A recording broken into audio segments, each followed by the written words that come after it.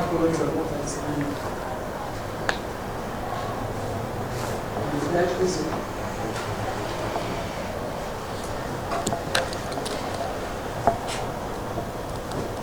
We put it as a thing to answer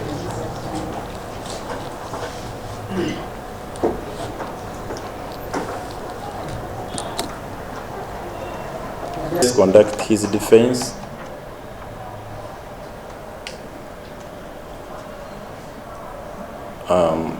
And have the best health while you're going about it. It is just unreasonable. It's just unreasonable and lawful that it pleases this honorable court to grant the accused and applicant bail. And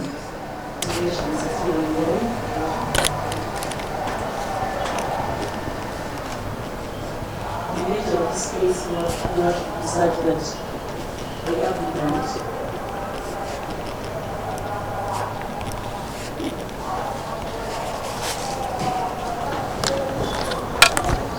such that the applicant his documents have not been produced.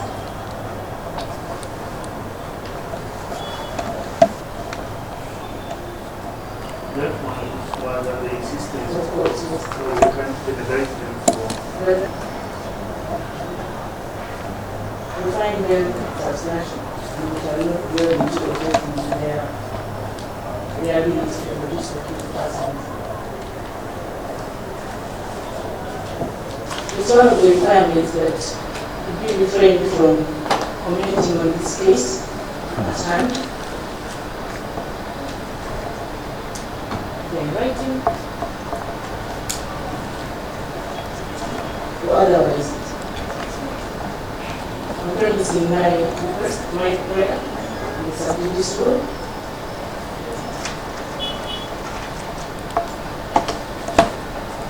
At least to the time when this case is disposed of.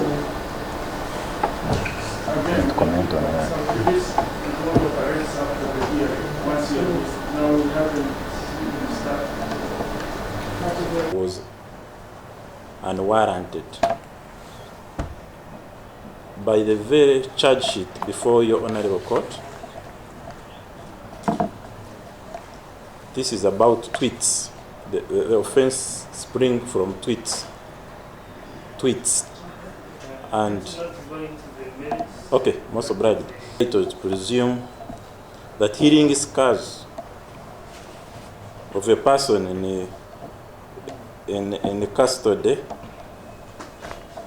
After this, I'm not writing that. Okay. I will rest my case. Your Honor, but just comment on the passport issue. Is that we believe really that would be onerous. That would be an onerous. You can also leave that because. Oh, Mr. Kakwenza, are you on?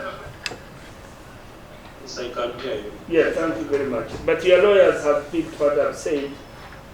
The ruling on bail, because your lawyers said a lot of things and I have to go through them, will be delivered on Tuesday at 9, which is not very far from here, I suppose. Okay.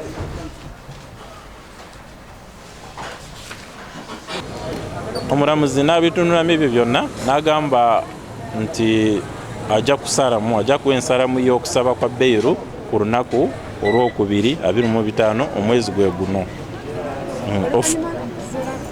Of course omuntu waffe tusanze nga bamutulugunye ne medical report ekikonfaminga eyafulumye jjo nga eva mu prisons kusinziira ku court order yafuluma nga bamutwala on remand. So ekintu ekyo ekyokutulugunya omuntu twasabye omulamuzi nakyakitunulemu kubanga kooti teyandibadde ate teyina obuyinza kubeera nga etrying omuntu ate nga mutulugunye nga bwe yakola luli mu Banana Republic where writing is treasonous nekyo asobola okukiwandiikawo ate asobola n'okuddukira wa Uganda Human Rights Commission.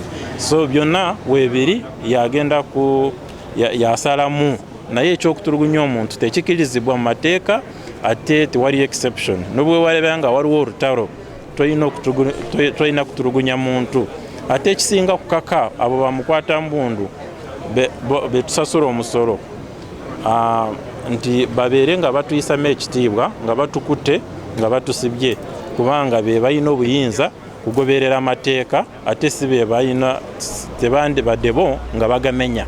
Ne bamubuzaawo mu luzungu kye bayita incommunicado detention. Fena nga tetumanyi waali okumala weeks nga 2 buli omu nga amunoonya.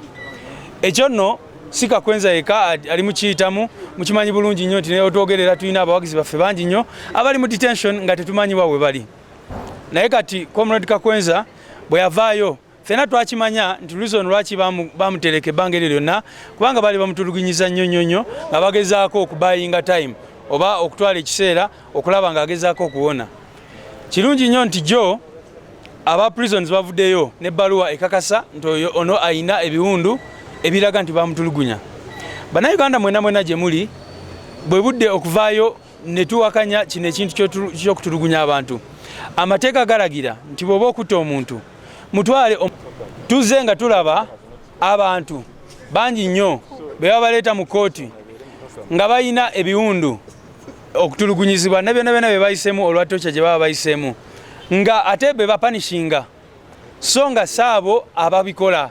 Kyova olaba actually fenga National Unity Platform tugezaako kati okulirayinga ku international mechanisms ezimu okutwala abantu mu courts z'ensi yonna aba bakutulugunya abantu kubanga courts za wano tetulaba nga ziba prosecutinga bajayo omuntu nga bamutulugunyiza. Amateeka wano tulina etteeka eriri against torture.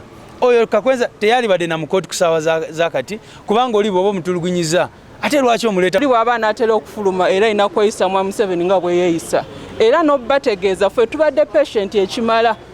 Kakwenza amalize mu Komera omwezi mulamba tafunangako medication ne lwakuba kyabadde afuna bibadde only serious torture. So nga Tuesday ffe abannakibiina kya FDC singa Kakwenza tebamuwa bail ndowooza tugenda kukolawo ekirala era ndowooza mujja kirinda era mugenda kiraba kubanga bwe tusirika kati nga Kakwenza bamutocharinze oluddako ffenna bagenda tukwata batukola ki batugalire. So tugenda kulwanirira munaffe era teri agenda tutiisatiisa tugenda sigala nga twogera kubanga era bwe tubeerawo ne tubalaga mbu tutidde wabula akamanyiro kagenda suku.